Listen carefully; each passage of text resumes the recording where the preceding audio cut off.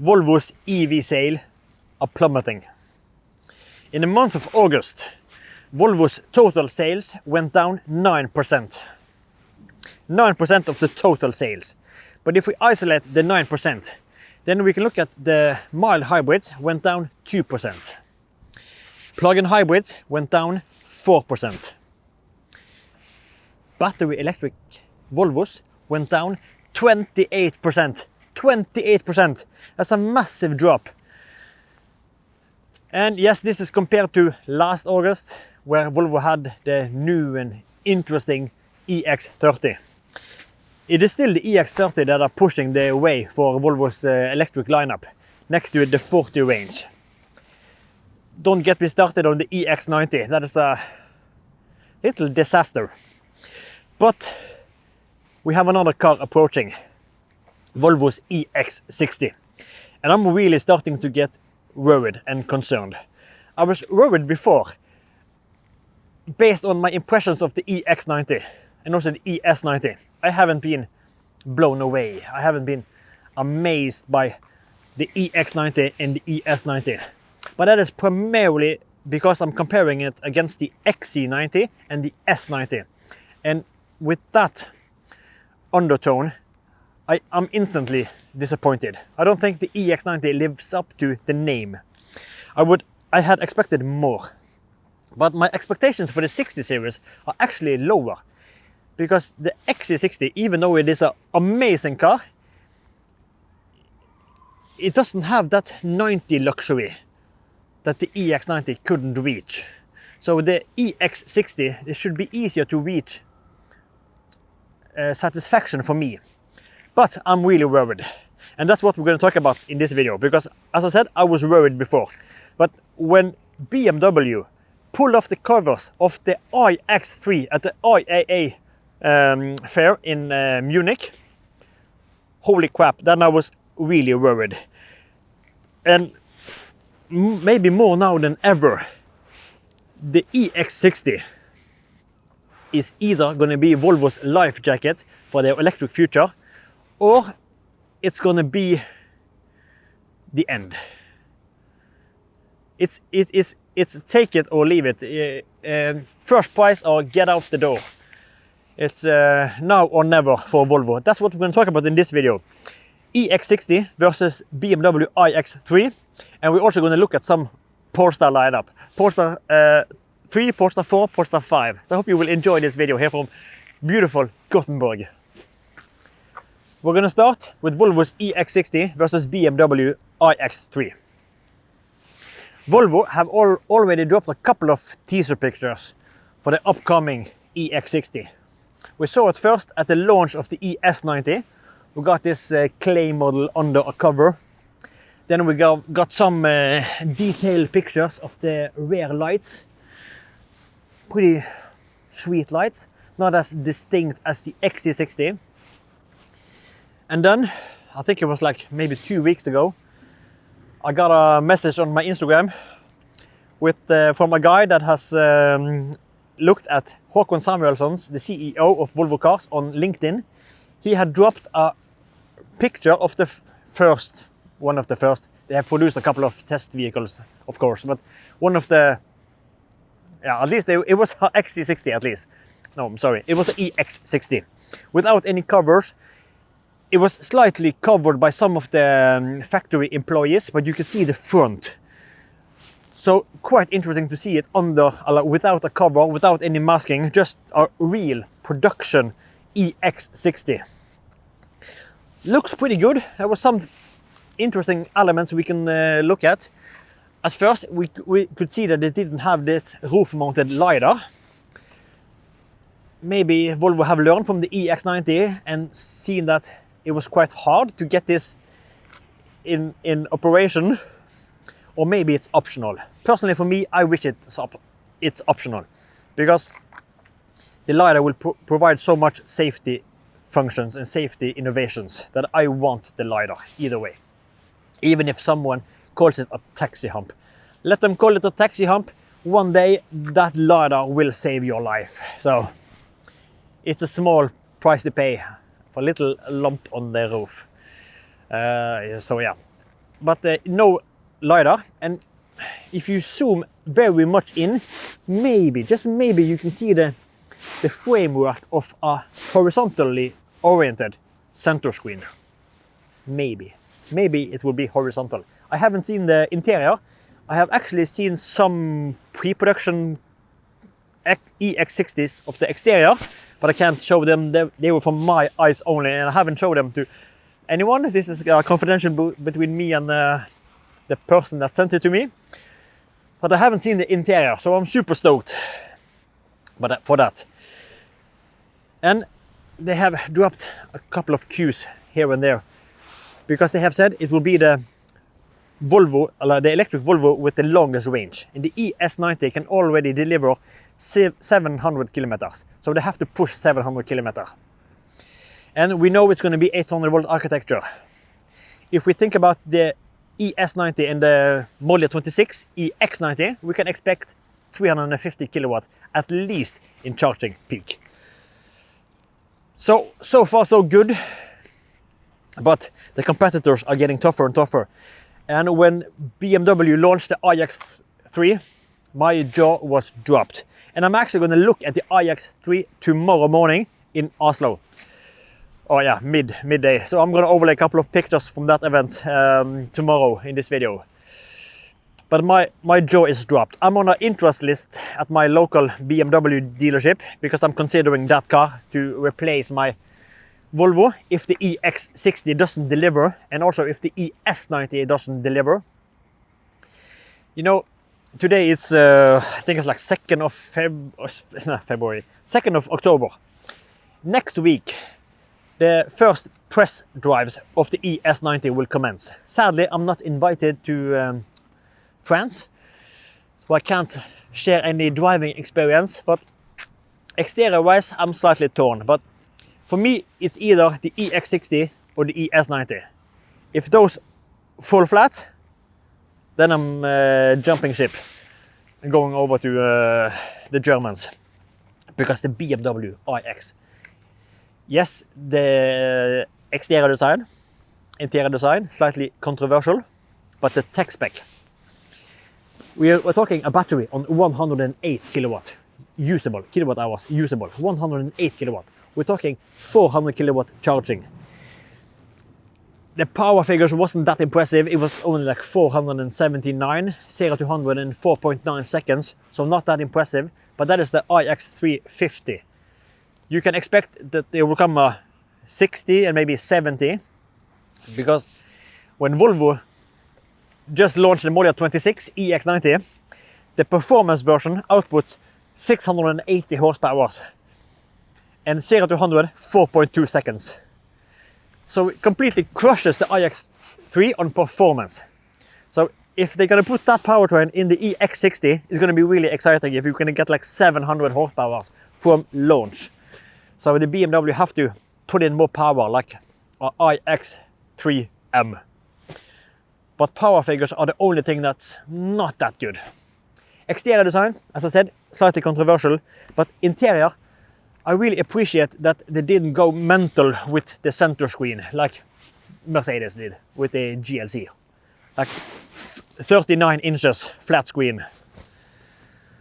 BMW has a, I'm not sure if it was 18, 20 or some moderate size screen, but still many physical switch gear and buttons to interact with, and that I appreciated.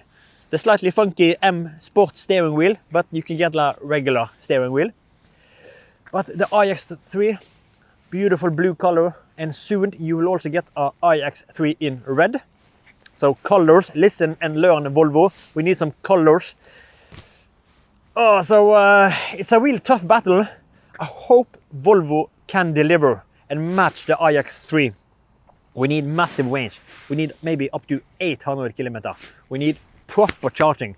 Maybe not peak charging, but a really flat curve, because the iX3 can do 10 to 80 in approximately 21 minutes on the 108 kilowatt hours battery. Probably 110 or 11, the full gross capacity. But yeah, impressive spec. What car would you go for? Would you still wait for the EX60, or have you also jump shipped I have talked to maybe like this last 2 or 3 weeks. No, I'm sorry, since the launch of the iX3. Is it 2 weeks ago maybe? I have talked to probably 10 different people that have ordered the iX3. They didn't want to wait. So, but that's also why I'm concerned, because I hope that the EX60 won't be a flop like the EX90, because the EX90 are, in sales numbers, it's an utter disgrace for Volvo. If we look at the whole 2025, from 1st of January to 2nd of June, do you know how many EX90 Volvo delivered or sold to customers? 7,700 approximately. I can put in the 7,700 of the brand new flagship SUV. Do you know how many XC90s they sold in the same period? XC90s. That is a car that's 10 years old. 10 years. It has only gotten 2 facelifts and 1 huge technical update from Model 22. How many do you think they sold? They sold 53,000. 53,000 versus 7,700. So I hope the EX60 won't face the same fate, because no matter how good the 90 range are, and the 40 range, and the 30 range, Volvo's most important car are the XC60. That's crushing it, like 220,000 cars at each year. So if the EX60 can't match those numbers, then I think it's game over for Volvo's EV lineup. But what would you go for? Let's jump inside and talk Polestar. Yes, we're gonna talk some Polestar, because today, Thursday, 2nd of October, I've had a real Polestar kind of day. I've spent the day out in Torslanda, near Volvo's factory and Polestar's HQ. I looked at the Polestar 2 and the Polestar 4 Arctic Expedition versions within the Polestar HQ. Wicked cars, lifted with the bucket seats. Yeah, looks pretty wicked with the auxiliary lights in front. Yeah, wicked. And then actually, from the first time today, I test drove the Polestar 4. And I have to say, that was such a blast. A beautiful space exterior with the zinc upholstery. Beautiful spec. And yeah, it was the performance version, so 544 horsepower. And boy, that was rapid. But you still had comfortable seats, good noise insulation. Yeah, that was a good car. Really good. And then afterwards, headed out to the airport, Landvetter. I had booked a test car with the Polestar 3 to make a dedicated video about the Model 26 Polestar 3. That was also a performance. And it's been a long time since I've driven the Polestar 3. I've only had like 1 quick spin with it. And I haven't been pleased with the EX90. Everybody knows that. But after that spin in the Polestar 3, that direct steering, that tight suspension, oh yeah, I was literally blown away by the Polestar 3. And yeah, I like to drive active or spirited. I like the twisty back roads instead of the long highway stretches. But that Polestar 3, wow. But then, the cherry on top. What is better than a 2 and a 3 and a 4? Well, a 5 of course. The Polestar 5 launched at the IAA at the same time as the iX3. Initially I wasn't super amazed. Yes, good looking exterior. Looks wicked. But yeah, pictures and videos doesn't tell the whole truth. Because today, and also yesterday when I was quickly driving by Torslanda to meet an acquaintance, I saw a Polestar 5 in the wild driving in front of me. And I kid you not, freaking goosebumps. There's a freaking hell, that looked ridiculously good. And the Polestar 5, it comes at a freaking high price tag. But that car, that plays into your the emotion. You have to bond with the car. You have to appreciate its design and form factor. And holy crap, I haven't been that excited for a Polestar since Polestar 1. You know, the last 25 cars of the Polestar 1 that Polestar created in the sun matte gold. That excitement, and when I was driving the Polestar 1, I haven't felt that kind of excitement with the Polestar brand since, until today, with the Polestar 5, when I spotted the Swedish gold Polestar 5. Freaking hell! Yes, I know that color won't be available, but please, if Polestar or anybody in Polestar, actually today I talked with a designer in Polestar and I asked him, why the heck did you drop the Swedish gold? So I have voiced my opinion on that matter, because I freaking love that color. But now just boring colors. We have the space, the snow, the magnesium, if I remember correctly, and this grey storm. You can get the storm and also in a matte execution, but boring colors, really boring. The Polestar 5, that is a car for your emotions. You have to get something out there, and Swedish gold, and also actually, I'm sorry, one more, electron blue.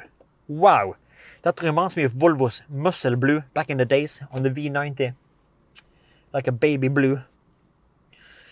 Yeah, damn, goosebumps.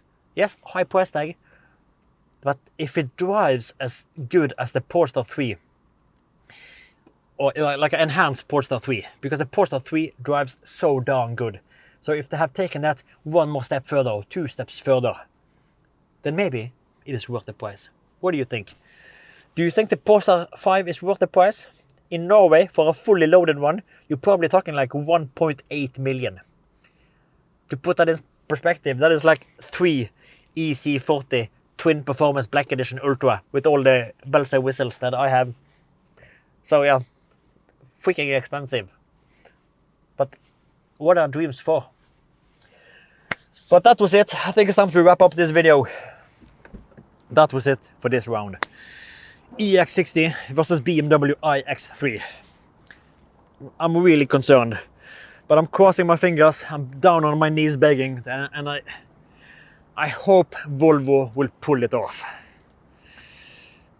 From the people I have talked with within Volvo, they are so optimistic. They're just saying like, relax, relax. It's gonna be fucking awesome. Just relax. Don't worry. It's gonna be spot on. And I really hope Volvo crushes it with the EX60. Then I will definitely put my name on that list. But yeah, what do you think? Drop a comment. What do you think about this EX60 iX3 battle? And also, what do you think about the Polestar 5 or the Polestar 4 or the Polestar 3? Are you a Polestar owner? Have you driven the 3 or the 4? What is your favorite? For me, I think I prefer the Polestar 3, I think. Even if the 4 was really, really good. And it's also at a lower price point, so yeah. But awesome cars. I've had a great day. Now it's time to get some dinner at the hotel, and then tomorrow it's over to BMW and iX3 in Norway. Thank you for watching. Thank you for commenting, and I really hope you enjoy my content here on my YouTube channel. But that's it for this time. I'll see you in the next one. Take care and bye bye.